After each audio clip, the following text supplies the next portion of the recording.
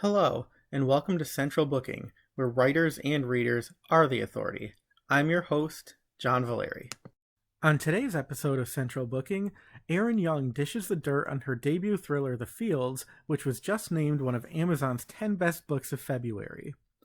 The Fields introduces Sergeant Riley Fisher, whose haunted past collides with a horrifying present-day crime spree.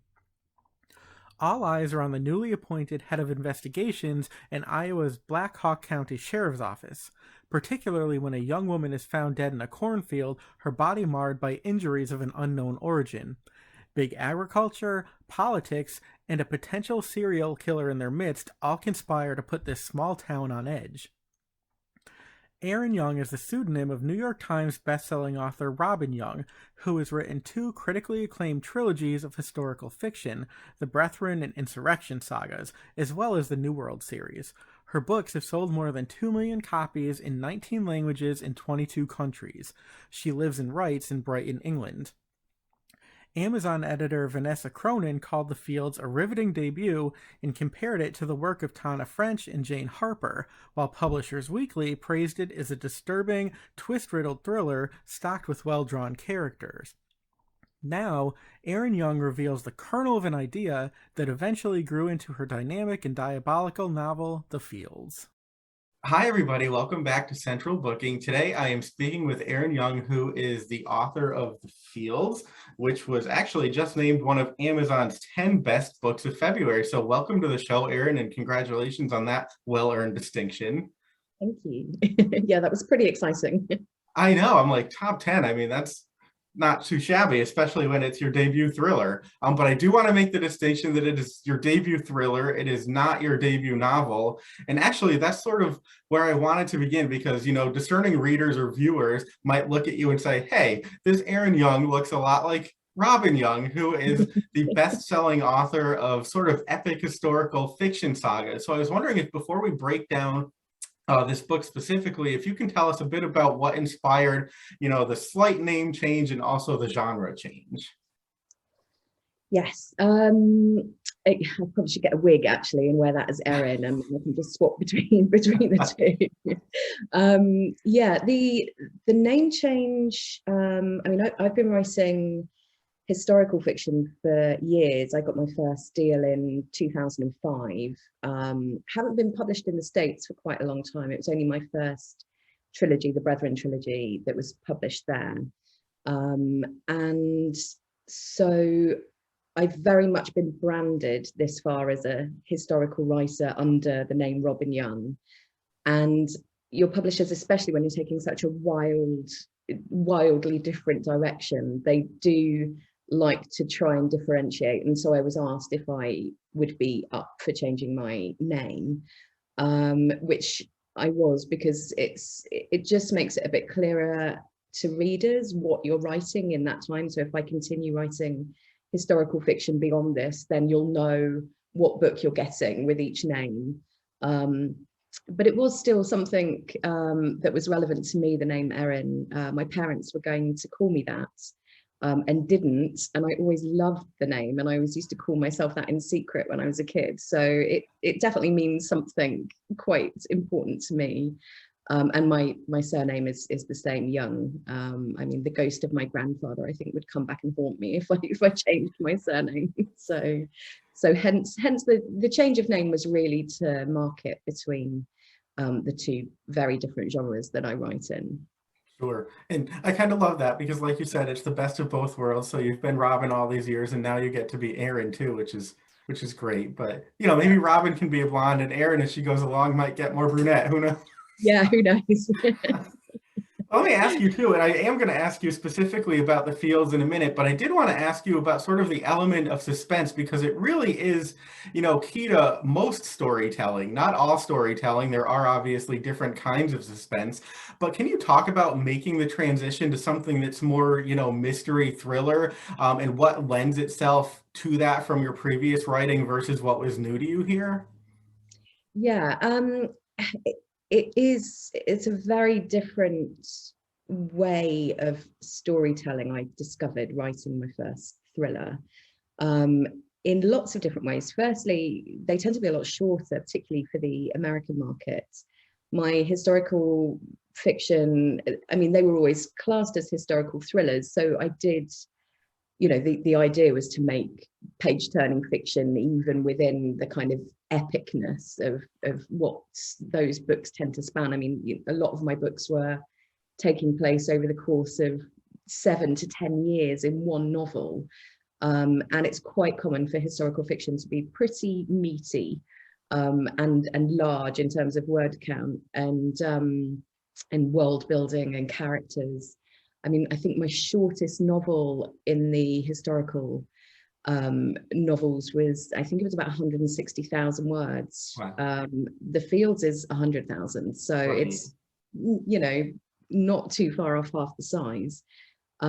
When I finished it, it was 120, which I thought was, you know, really quite lean for me. And then my editor in America immediately was like, no, 90, 100,000 for a good thriller in the States, and got me to trim. I think I trimmed I trimmed 20,000 words in a month. But it is so much leaner and meaner for it. So he was completely right about that. But it's, you know, it was teaching me, I mean, The Fields isn't a small story. There's a lot going on. There's a lot of, it might only take place over the course of about a month, but there's a lot of characters, there's a lot of points of view, there's a lot of issues that it covers. And so it wasn't like it was a much sort of pared back story. So the trick for me was creating, hopefully, what I hope is a page turning thriller, but at the same time, having room to explore those different points of view and what's going on in the novel, but keeping it very tight and fast. And that was a whole new experience in terms of storytelling for me. It had to be really disciplined in a way that you don't have to be in the same way with historical fiction. So that was completely different. And the research was different, and actually a lot easier in a lot of senses, writing The Fields and writing historical fiction set 700 years ago. But I took, I think, a lot of the discipline that I've learned from doing real, you know, big kind of months and months worth of research and plotting that I would do for my historical novels, and have managed to pull that over to The Field. So I think, and I hope that in sort of employing that kind of rigorous adherence to authenticity that I hope I created in my historical novels to The Fields, I think that hopefully shines through in terms of the research. So, but it's, you know, it's a very different animal. I don't have to go to archives or you know, think, how on earth do I get this old Latin translated into something I can understand. I can, you know, having been to Iowa and been on the ground, you know, I've got all of this weight of stuff that I came home with, all the photographs, the conversations that I had, the people that I now have connections with. So yeah, the research is different and easier in some ways, but I still feel, especially because I'm not American and I'm not from Iowa, and I didn't grow up on a farm. So I had to do a lot of work at the beginning to try and get into the mindset of these people and this place. Sure. And I'm going to come back to that in a bit, because reading it, you know, I was impressed. I mean, I'm not from Iowa. I have not been to Iowa, but still, it struck me as very authentic, very realistic. And I was surprised to learn that you were not from here, you know, initially. So, you know, I was impressed. You at least had me fooled. I'll have to send it to somebody in Iowa and see what they say, but I thought it was really well done. And I was, you know, kind of shocked that you were able to pull that off with a research trip. And I will ask you a bit more about that.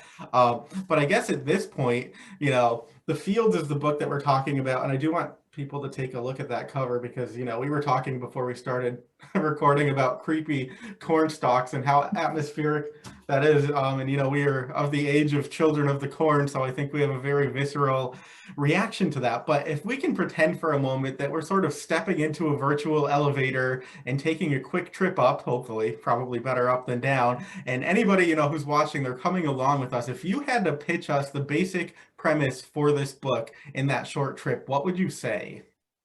Oh goodness. Okay, I'm terrible at these. It's the reason I'm a novelist and not a poet. I don't seem to be able to shorten. And in fact, we've probably reached the top floor now, and I'm still. Yeah, the doors are open. Oh God. Okay. Well, that was it. I would call it, I guess, in terms of a genre, part crime thriller, police procedural, part political thriller. It covers all of those things, I think, in one novel. The lead character, Riley Fisher, is a newly promoted head of investigations at a relatively small county sheriff's office in Black Hawk County in Iowa. And she, as the book opens, is called to a body of a young woman who's been found in cornfields just outside the town, with some very strange wounds on her body. And Riley gets called to the scene, turns up, and has a real shock when she discovers that the victim is somebody that she knew from her childhood, and from quite a sort of dark and traumatic past that she thought she'd left long behind. And this investigation reveals that that's not necessarily the case. And also, as it goes on and more bodies turn up, we've probably now gone up and down 5 times, and I'm holding the elevator doors closed. Hey, it's your trip. But yeah, she soon discovers that as the investigation opens up and more victims are found, that this case is going to have implications far beyond the borders of her Midwest town. Sure. No, that was very well done. And actually, it's perfect lending point to my next topic. I did want to ask you a bit more about Riley, because as you just sort of told us, she realizes that she knows this first victim. And, on the one hand, that sort of really gives her a strong motivation to get to the truth and to solve the crime. But there's also, some worry and some conflict there given her past. So I was wondering if you can talk about sort of the duality of that. Her working this case, has its benefits, but there are also some significant potential perils there.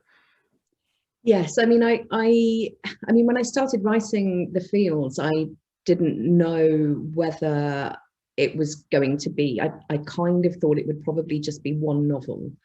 And that's certainly how it started off, because my publishers in the UK, who I've been with since 2005, when I came to my editor, who I've been with all that time, and said, I have this really weird idea. And he's always been quite open to the possibility of me writing beyond the genre of historical fiction. And so we talked the idea through, and once I'd kind of come up with a real, proposal for it and some words, he loved it, so much so that he allowed me to change what was going to be a next historical novel and make it The Fields, in terms of that, what I was contracted to do. So at that point, that was all I knew that was going to happen with this book. And so I wanted very much to tell the sort of initial, to have a book that encompassed the initial idea that I had for the book, but then also make it very much personal to my lead character, who was leading the investigation. I really wanted to get in under her skin properly and to explore her past, her family, and how it then relates to her feelings about this case and this first victim being a friend, and how we start to see Riley, who comes across, I think, certainly in the beginning, as this quite buttoned up, a little bit aloof, trying to find her way in quite a male-dominated world, coming up against prejudices and issues from some of the men now under her, who are annoyed that she got the promotion over them.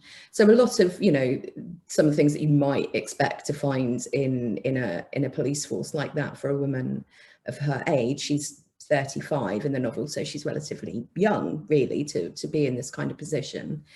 And her grandfather was the former sheriff, and so there's all this sense of, well, did she just get it off the back of her, her link to her grandfather, or is she worthy of this role? And that's something that she questions in herself continuously. And the more she gets into this investigation, the more her past comes up through the sort of vehicle of this first victim, the more those cracks and vulnerabilities start to show. And I just really wanted readers to properly get into Riley, but without knowing whether there was going to be any more books for Riley until I got a deal in the States, and then my publishers there wanted two. So so then I kind of think, well, that's nice, because it's kind of her origin story now. And now we know what goes into, you know, the recipe, some of the recipe that is Riley, and so I can take that into book 2, which is what I'm working on at the moment. That's terrific. But that's America for you. You know, you think you're writing a standalone, and all of a sudden they want a sequel. I mean, it's great. It is. It's a nice problem to have. Yeah. Anytime a publisher wants more, that's definitely a good thing. Exactly. But I wanted to ask you too, so, you know, you mentioned big agriculture, and this is a really interesting book because on the one hand, you know, it's sort of a very personal, intimate story of Riley, you know, her family, her friends, her colleagues, and certainly sort of her secret history.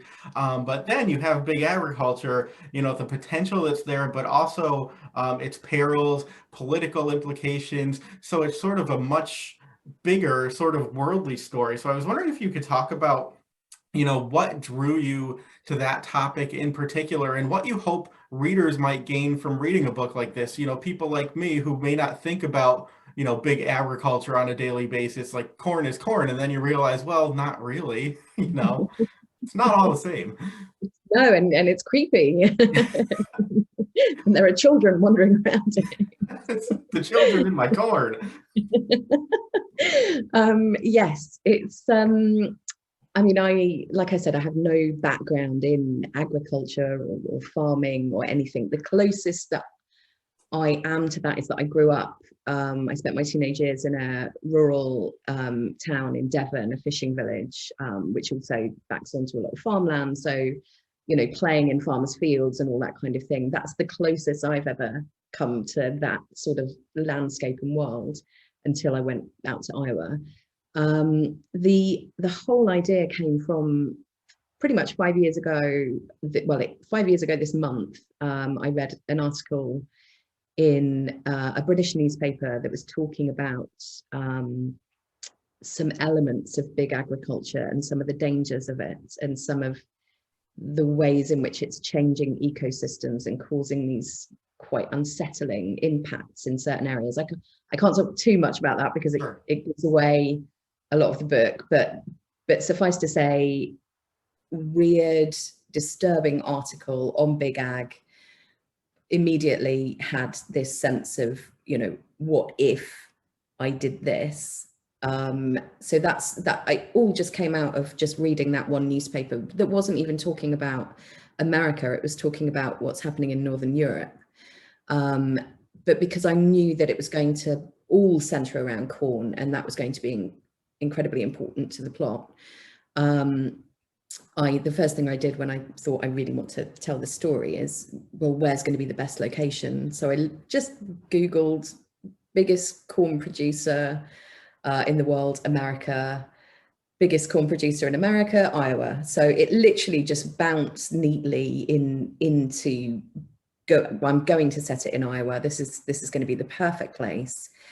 Then there was a lot of research, months and months. And then in August 2018, I went out to Iowa, and with all of this sort of weight of knowledge, and then really just talked to people on the ground, talked to farmers at the state fair, traveled pretty much all over the state. Every location in the book I've been to or spent some time in, and a lot of the color in the book comes from just me having conversations with local people and talking about, you know, their sort of their fears for the future, the issues around big ag, that, you know, on the one hand, the technology that's opening up opportunity, on the other, the way in which particularly agricultural towns in America, really since the 1980s and the agricultural recession, how they've changed, and how, you know, big ag is this huge force. I mean, like any of, you know, big tech, big pharma, I mean, it's got it kind of sewn up.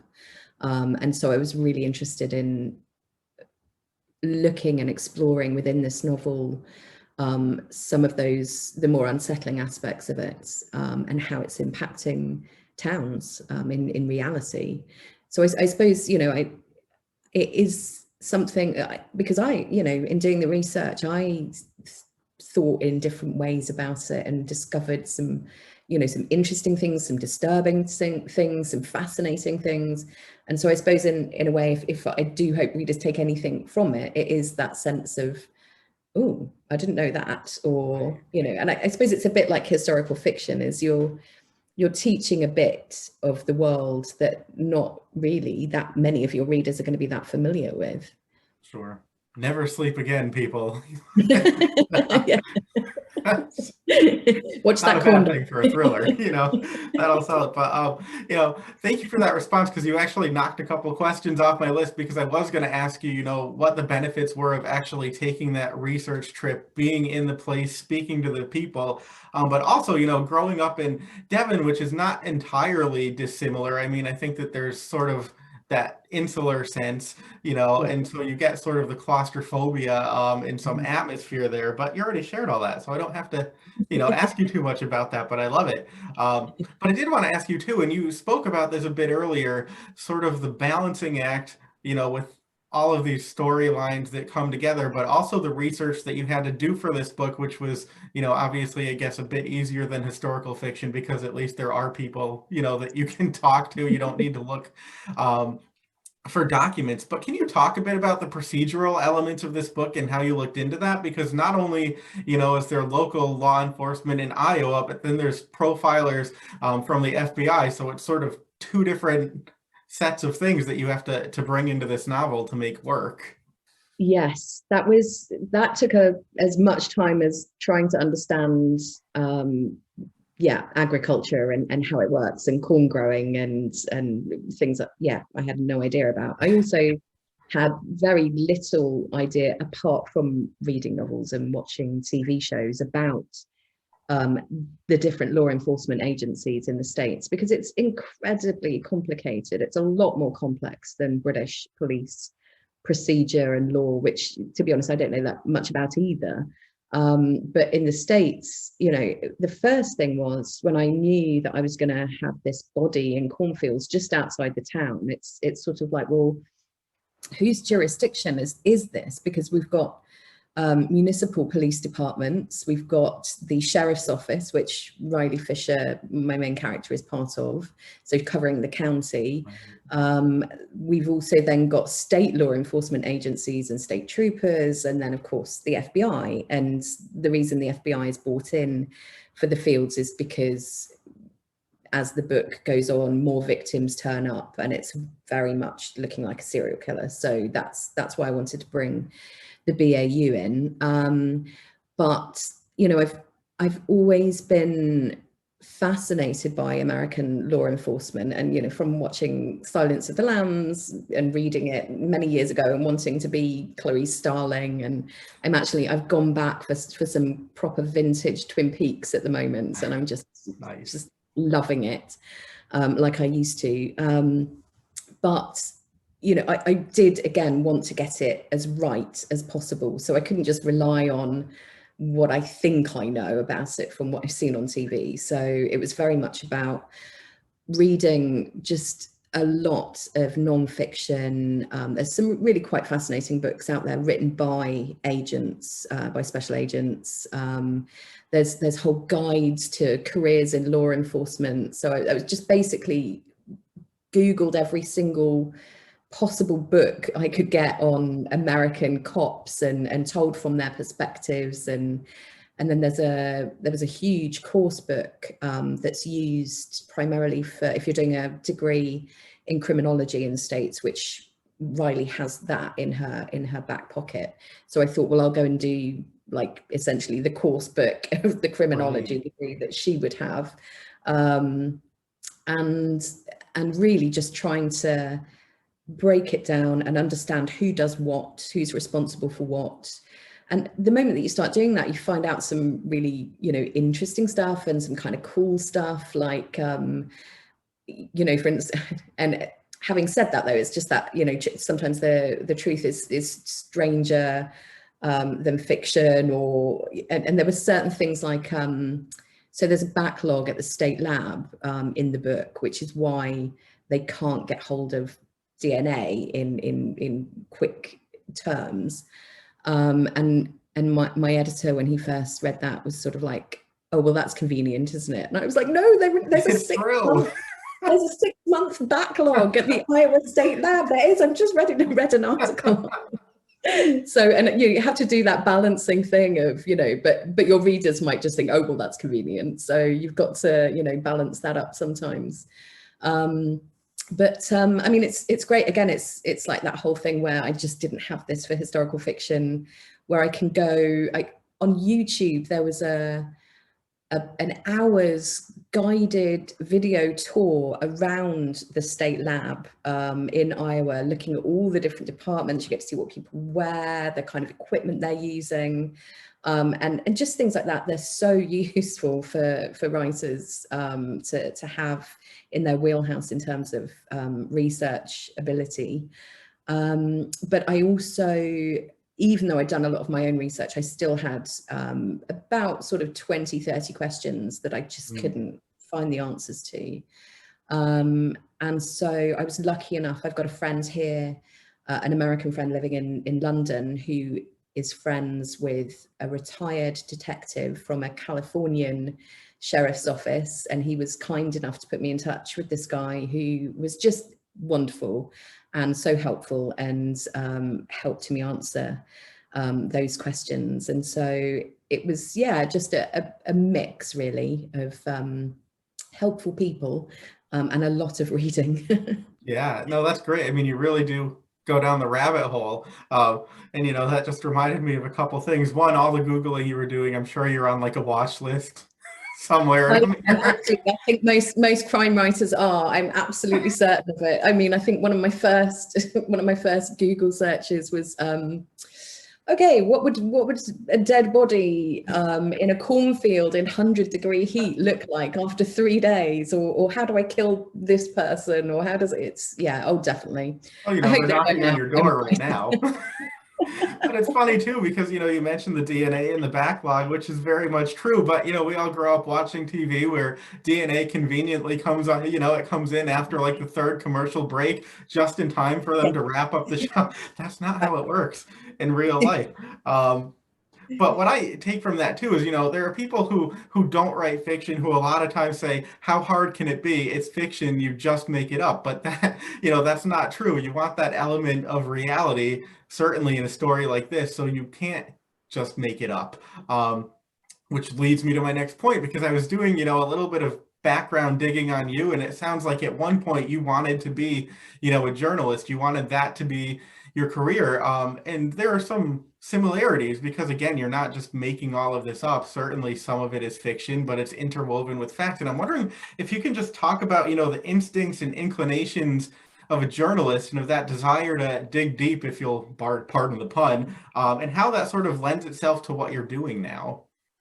Yeah, I hadn't actually kind of thought about that in those terms, and how that sort of style of storytelling actually is my style is fairly journalistic. I think, I mean, when I wanted to be a writer from when I was very, very young, and my dad taught me to read when I was 3, and so books were a huge part of my childhood and really important to me. And I started writing poetry at school, and got my first seeing my first piece in print, which was a poem when I was 14 in a national anthology, was just kind of, it gave me that buzz and that bug to want to keep doing it. But I really thought, even though I always wanted to write a novel, I tried to write one when I was 10. I got as far as drawing the front cover, and that was it. I just looked at this blank page and thought, I don't know even where to start. And for a long time, that was the case. And I thought, well, also, who makes a career out of being a novelist? I thought in my teens. I mean, and I think that was a relatively sensible way of thinking, because a legitimate concern. Competitive world. And so I thought, well, I'll be a journalist instead. And I did quite a lot of music journalism in my late teens.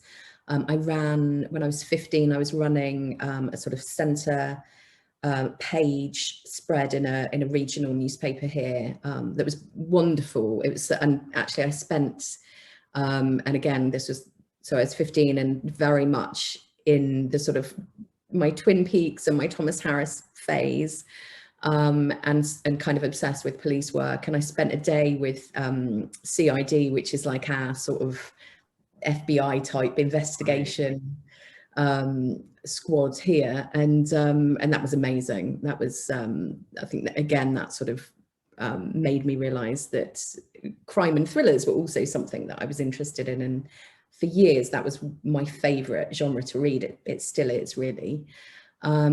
I wrote 2 fantasy novels in my early 20s, and they were just huge and ridiculous and will never see the light of day. So everyone can, you know, breathe a sigh of relief for that. And then, yeah, my first published novel was Brethren in 2005, but that took nearly 7 years to write and to get rights and to find an agent and a publisher. And so, and I think, sorry, but it circled all the way round and disappeared in another country now, I think. But the question about journalistic stuff, and I think a lot of my younger years led me to write in that kind of style and to research in that kind of way. But I had a sort of bubble burst with the whole journalism thing, because I think I was probably about 19, and I was thinking maybe I'll go to journalism school and, you know, go down that route. And I was backstage at a gig where I was doing a review on the band, and then there was a journalist from NME, which is was the key kind of music paper when I was growing up, and so this guy had like the perfect job in my view. And I said, I want to do what you do. How do I go about getting a job at NME? And he said, you're never going to make it as a journalist. And I was like, what? And all these years and years of trying to work in this direction and doing my A-levels in English and media studies. And he said, you're too nice. He said, you're just not going to get anywhere. You have to be ruthless and ambitious. And I am ambitious, but I'm really not ruthless. And I think in some ways I kind of thought, yeah, I mean, I'm ruthless on the page. I mean, I don't shy away from, you know, the brutality of in the historical fiction of war, and in crime fiction of the reality of you know, murder and death and the ruthlessness of the world. But that also isn't me. And I feel, you know, I can step back and be safe on the page, exploring those kind of margins of the worst of humanity, but I don't have to be out there interviewing them. Right. Well, yeah, I mean, and I totally can relate to that, because, you know, people tell me I'm nice and, you know, not ruthless, but yeah, because the truth of those things in real life can be very uncomfortable. And if you want to get the story, or you want to get the story that people are going to read, you have to be uncomfortable, and you have to go and make a bunch of other people uncomfortable. And like, some of us just don't find that pleasurable, you know? No, it is. Well, yes, you seem very nice as well, but I think it is that thing of, also, I don't think I could compartmentalize. I think it's why I couldn't work in the police, for instance, and you know, all those things of, you know, one day moving to America and being an FBI agent, ridiculous as they were, also wouldn't work. There's no way I could shut down the kind of things that they have to see and deal with in reality on a daily basis. I would just buckle under the weight of all of that. I have to come at it from a different angle, not the safety of fiction, not the horror of reality. Right. No, I appreciate that. But you know what? You can tell that guy that you may be nice, but you're doing quite well with yourself in novels. So, you know, you get the last laugh. Ha ha ha. So, couple more questions for you, if you don't mind, and then I will let you back to your day and your writing. But I did want to ask you, and people are going to be like, shut up, John, because anytime I have somebody on who, you know, has studied writing, who has taught writing, I sort of open up Pandora's box. But I'm really interested in, you know, you having that perspective as both a student and teacher of the craft. What do you think can actually be taught versus what is intrinsic talent? And then how can tenacity or discipline sort of factor into that equation for people? Yeah. So, I mean, other than doing English at school at the different levels, so I did a foundation course. It was a 2-year class, like an adult evening class in Sussex, where I live. That was just a really good sort of stepping stone, to have a sort of, after having done these 2 fantasy novels and realizing that they weren't going to go anywhere, and a heap of rejection letters, and realizing that honing that I had something, because my teachers at school all saw it. I had quite a few bits and pieces in print over the years, so and I knew I had something, because it was the one thing I felt like I could do, was communicate with the world on the page. And but my craft was just all over the place, and so doing this course for 2 years was really helpful in lots of different ways. It got me to understand what show not tell means, really, and looking at all the different points of view that you can use. It was kind of a really good introduction to the craft of writing, and the whole idea then being that at some point you will take all of those things on, and they're not rules, they're just showing you how a story is made up, and all of the different ways in which you can tell the story, the different locations that would make it very different, the different points of view that would change it completely. Where's the suspense, the tension, the revelation, the drama, the conflict. So it's kind of looking into all those kind of specific writerly sort of terms, but then allowing you to experiment and understand them. And then the whole idea is you go away and you break all of those rules, and but at least you know what they are, and you understand what makes a story work. And then I did a master's after that in creative writing. And the difference with that one is that was not doing all of those sorts of writerly craft things. That was really kind of taking us beyond our kind of boundaries in terms of what we would read, in terms of what we would write. So there was, a whole module on autobiography, which I'd never written and never, really studied. So really kind of broadening our reading horizons, and changing the way in which we were kind of communicating with ourselves and the page. And that's where I was mainly working on what was going to be my first published novel in the end, Brethren. And for me, the best thing about the masters was sitting in a core group of people who were very serious about writing, all writing completely different things. Some people were doing plays, some people were doing scripts, poetry, novels, short stories.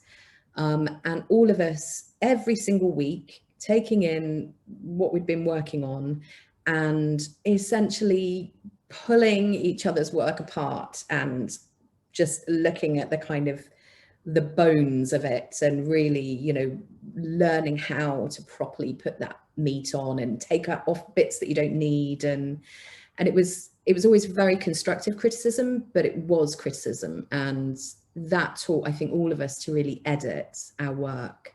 And I think that's probably the main thing that I think you need in terms of potentially making it as a published writer. It's not enough to do one draft of something. It's not enough to write the novel once. My first novel I wrote 12 times before it was published.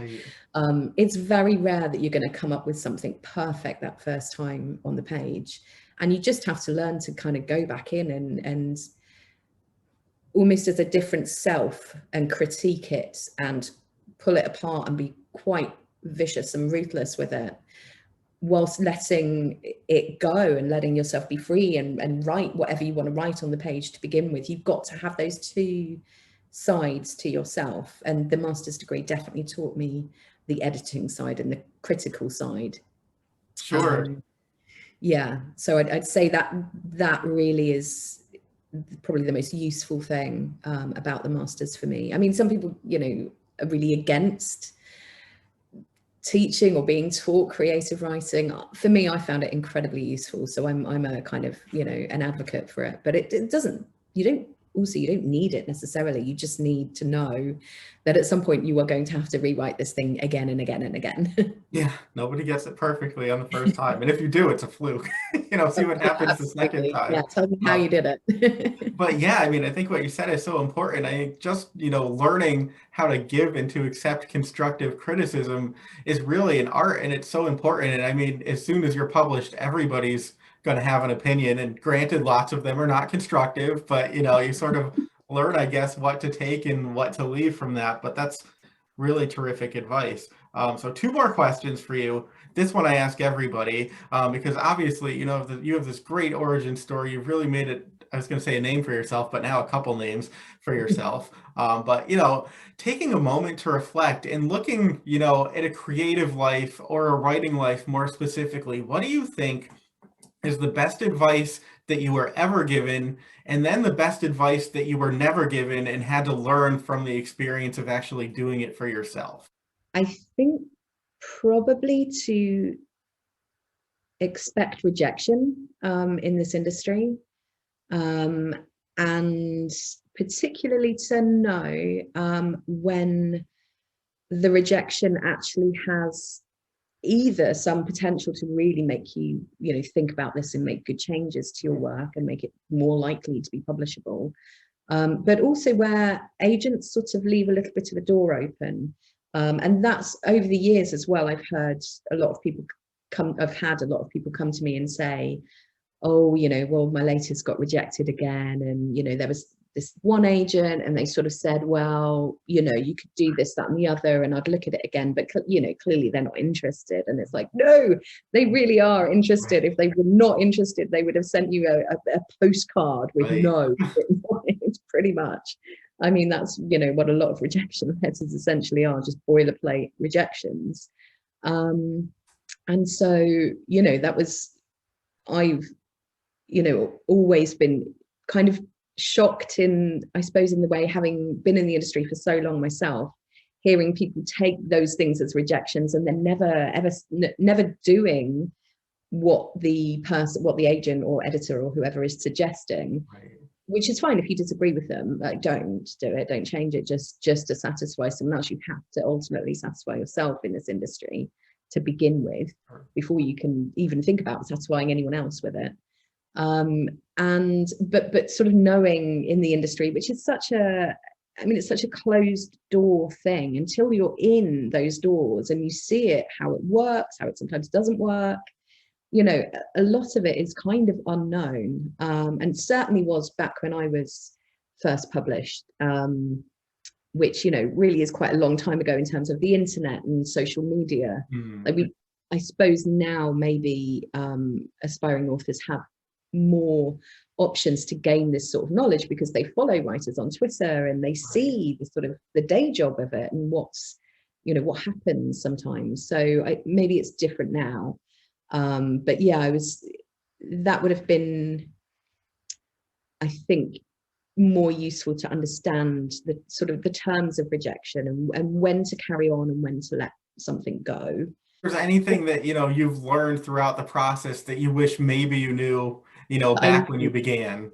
Yeah, I suppose the roller coaster of it, but the highs and the lows. I mean, it really is quite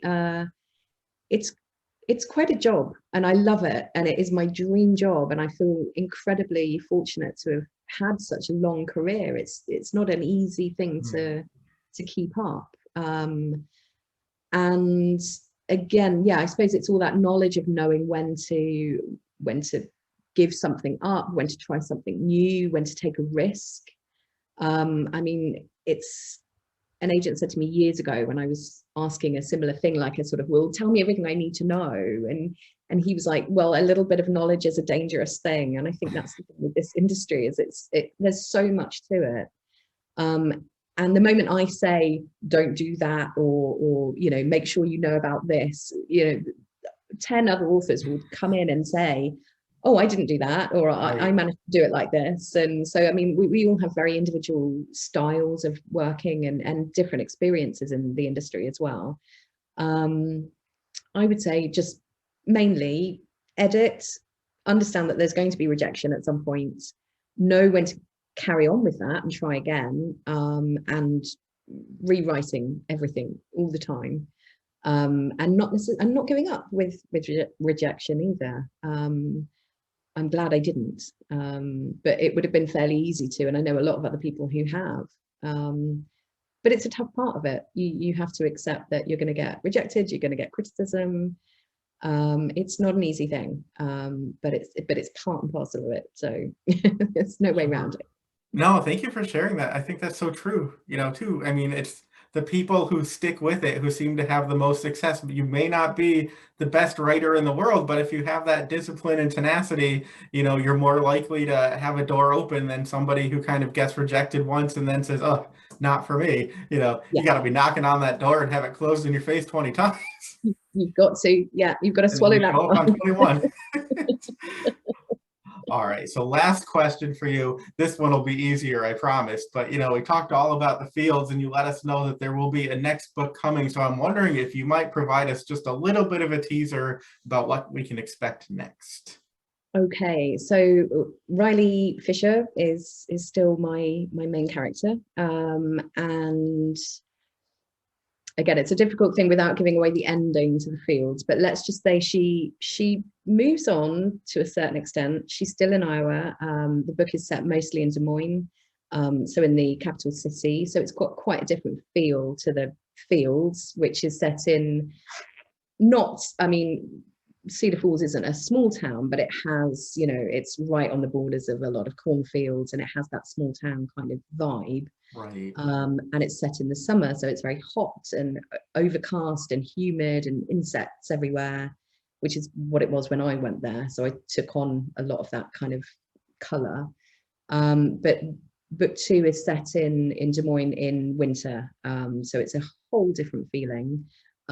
Nothing about agriculture, but again, a very topical subject, a little bit of politics, but also a big central mystery that isn't necessarily what it first seems. So, which is kind of what I've done with the field. So that seems to work for me. Excellent. Well, I can't wait. And I love too that you're saying it's set in a different season. I love how the seasons, come into play in books and they really kind of become characters and shake things up. And it's, nice to have things to look forward to. So I will be anticipating that. No pressure, But in the meantime, everybody else should pick up the fields. Out right now. It's one of Amazon's top 10 books of February, which is a terrific distinction. Erin Young, thank you so much for being here and for writing this fabulous book. People, I think, will forgive you for the, sleepless nights that they might have. It's worth it. So thank you for that and for this. Thank you so much. That's it for this episode of Central Booking. Thanks for watching, and be sure to subscribe to our channel so you don't miss a thing.